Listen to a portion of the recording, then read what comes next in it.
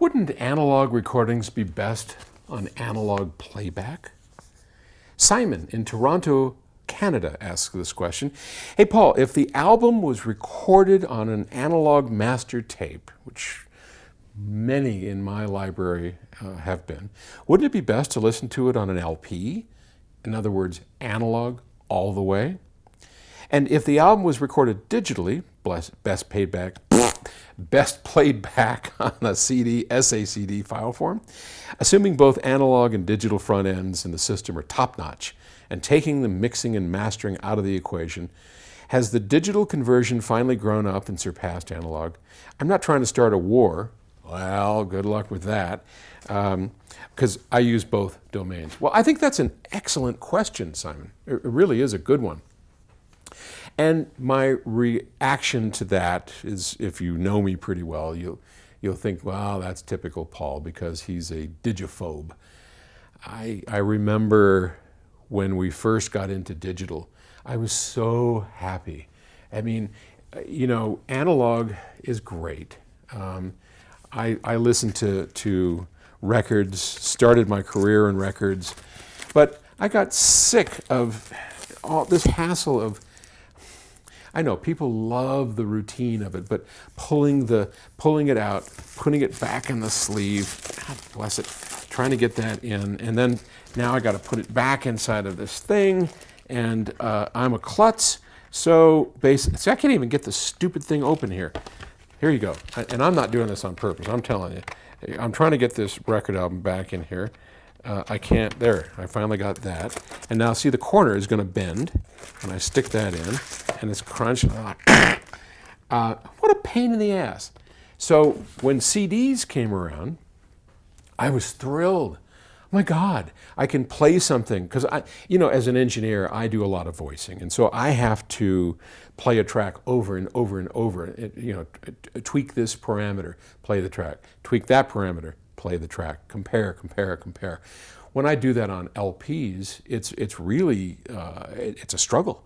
Because the LP sounds, the grooves heat up, maybe the needle isn't quite as clean as it was. It's a mechanical system, and you're never going to get consistency out of that. So as an engineer, trying to voice equipment with hearing minute details, LPs were just awful. And so when finally CD came of age enough to where it outperformed analog, to my ears, I was thrilled, never went back. And I've still got, my son Scott loves LPs. I would say half of our customers, maybe more, are totally into LPs. I get it. They're very romantic sounding. Their characteristics of squeezed dynamic range requires mastering engineers to really pay attention to get all the dynamic range they can have, because it's limited to start with. So they pay great attention to details that if digital mastering engineers did the same thing, you'd hear amazing stuff, but they don't. They don't get it. So most of the problems that we hear are in mastering. So Simon's question was, well, if all things being equal, wouldn't it be better if you have a tape recording to play it back on an LP? And I would have to say no. No, in my opinion, and I did this, Arnie Nudell, the late Arnie Nudell, gave me this wonderful master tape, a half-inch master, taken of Itzhak Perlman, live with a pair of stereo microphones in Switzerland. I still have it. I play it for people all the time. And that master tape, I gave it to Gus Skinnis, our DSD mastering engineer, one of the best in the world. And he transferred that over to DSD. And every nuance, everything that's the wonderfulness captured on the tape. You can hear it in Gus's studio. I went there when he mastered the thing.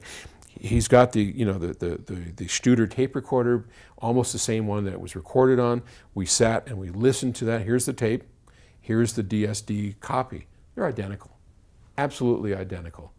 If I were to take an LP and make a lathe, using a lathe and cut an analog copy of that, it would be degraded from the original, because part of the problem with analog is every time you make a copy in analog, every single time it gets a little worse and a little worse, because it can't capture everything that's there.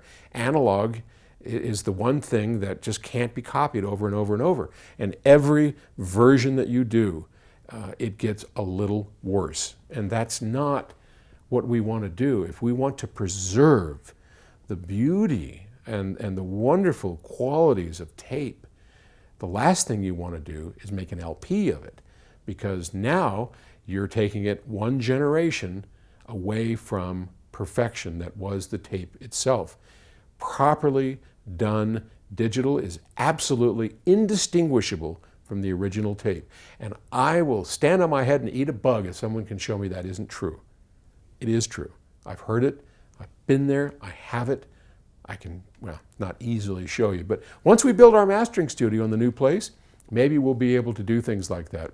But part of the other problem is every time you play a tape, it's going to get a little bit worse. Some of the oxide comes off onto the tape heads. You're losing quality every time you do it. So we want to play those master tapes as rarely as we can, make a perfect digital copy.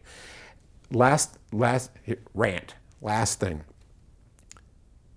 We all like to believe the stories that we tell ourselves.